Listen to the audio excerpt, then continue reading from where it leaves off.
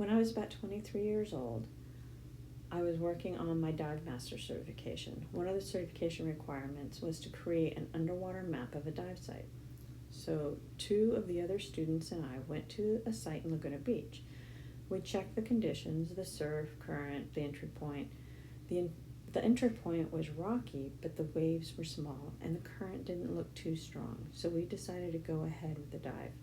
After we made it past the surf zone, we realized the current was a lot stronger than we thought and talked about calling off the dive. The guys felt comfortable with the current. I thought it might be a bit too strong for me, but I didn't want to be the one to call off the dive. So I said I was okay with it too. We descended, and I started drawing the different features of the ocean floor on a slate while the guys took measurements of the distance between each feature. It took us about an hour to finish the map, and we were about 200 yards from shore. We were all getting low on air and started our ascent. When we reached the surface, we noticed the current was a lot stronger and the surf at our entry point was a lot bigger. There was no way we would be able to exit where we entered, but there was a sandy beach about 25 yards north, so we swam towards it. The current was moving south, which made the swim really hard. After a while, my dive buddies were getting further and further ahead of me, and I was exhausted.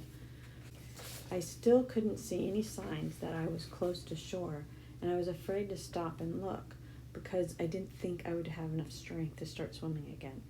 I started thinking I wasn't going to make it to shore. The Coast Guard would have to come pluck me out of the water, or I would just float away. I thought having to be rescued would be unbearably humiliating. I'd never be able to show my face in a dive shop again. So I just kept swimming. Then out of nowhere, I saw a rock. Oh my gosh, I was so happy to see that rock.